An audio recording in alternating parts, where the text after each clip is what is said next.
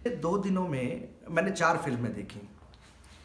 एक देखी मंटो, एक देखी उरी, एक देखी द एक्सीडेंटल प्राइम मिनिस्टर और एक देखी सूरमा। इसमें से 2 मूवी मैंने नेटफ्लिक्स में देखी और 2 थिएटर में। नेटफ्लिक्स में मंटो और सूरमा, और थिएटर में जाके देखी द एक्सीडेंटल प्राइम मिनिस्टर और उरी। चारों फिल्मों में कॉमन ये था कि ये सच्चाई की कहानी थी, या तो बायोपिक थी या सच्ची घटना पर थी। तो अभी पिछले 2 दिन से सच्चाई के साथ मेरा बहुत ज़्यादा सामना हो रहा है। तो आज जो है मैं द एक्सीडेंटल प्राइम मिनिस्टर और उरी के बारे में बात करूंगा। पहले the accidental prime minister. Mahabharat में 2 फैमिलीज थी, इंडिया में तो एक ही है। सोनिया गांधी जी ने जो फैसला लिया है उस पर आपकी राय क्या है? सोनिया जी मेरी माँ है, बहुत गर्व है उन पर। अगर मैं इस पोजीशन में होता मैं तो नहीं कर पाता। प्रधानमंत्री पद के लिए मैंने डॉक्टर मनमोहन सिंह को चुना है।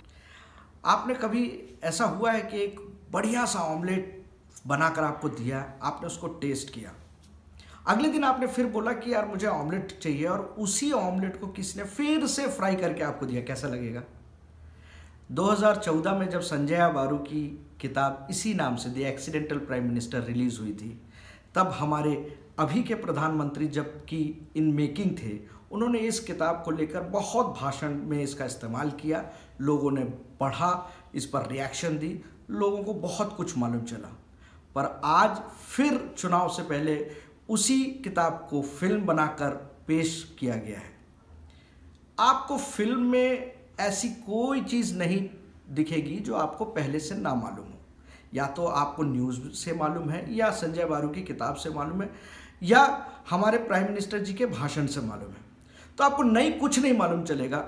यहाँ तक कि आपको जो ट्रेलर में दिखा है वो भी नहीं मिलेगा, क्योंकि शायद सेंसर के कारण या किस कारण बहुत से डायलॉग जो आपने ट्रेलर में देखे हैं वहाँ पर म्यूट कर दिए गए हैं। अब आप सोचिए, फ्राइड ऑमलेट फिर से फ्राई, पर उसमें से नमक निकाल दिया गया। ये हालत है इस फिल्म की। मैं कश्मीर का हल ढूंढना चाहता हूँ। अगर आप पाकिस्तान के साथ शांति का समझौता करेंगे तो नए प्राइम मिनिस्टर क्या करेंगे? पूरी दिल्ली के दरबार में एक ही तो खबर थी कि डॉक्टर साहब को कुर्सी से कब हटाएंगे और कब पार्टी राहुल जी का अभिषेक करेगी। विजय रत्नाकर गुट्टे की ये पहली फिल्म है। पहली फिल्म के हिसाब से प्रयास अच्छा है। जहाँ तक कास्टिंग की बात करें हम, अनुपम खेर जी ने मनमोहन सिंह जी की बहुत ही अच्छी मिमिक्री की है। परंतु मनमोहन सिंह जी की आत्मा को पहचाने क्या वो कैरेक्टर को ले पाए हैं? मुझे महसूस नहीं हुआ। कहीं भी मुझे ये महसूस नहीं हुआ कि वो मनमोहन सिंह जी की आत्मा है उस शरीर में। अनुपम खेर जी एक बहुत ही अच्छे मंझे हुए कलाकार हैं।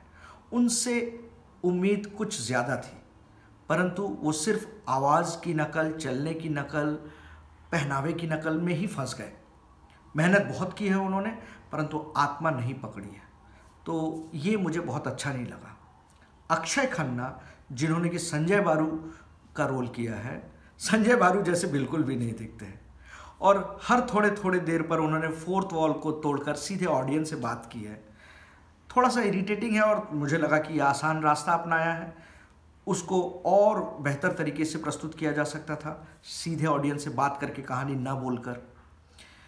इसके अलावा फिल्म के दौरान में हॉल में ऑडियंस की हंसी तभी छूटी जब अर्जुन माथुर स्क्रीन पर आए और उन्होंने राहुल गांधी की मिमिक्री की। बहुत ही उम्दा, और वाकई में हम राहुल गांधी पर जैसे लोग हंसते हैं, उन्होंने उसी हंसी को स्क्रीन पर पैदा किया। इसके लिए जो है अर्जुन माथुर को अच्छे नंबर मिलने चाहिए। सोनिया गांधी के रोल में सुजैन बर्नेट अच्छी लगी है। उन्होंने आवाज़, बोली, सब ठीक ठाक था।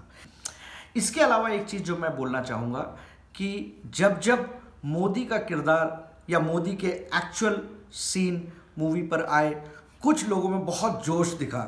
मुझे लग रहा है कि वो सभी मोदी के प्रशंसक या भक्त होंगे, परंतु वातावरण तब गर्माहट में आती थी। और जहाँ तक रेटिंग की बात है, 5-10 में इसको 4.5 से 5, इससे ज़्यादा रेटिंग दी नहीं जा सकती। तो ऑल द बेस्ट गाइज, देखिए और खुद निर्णय लीजिए।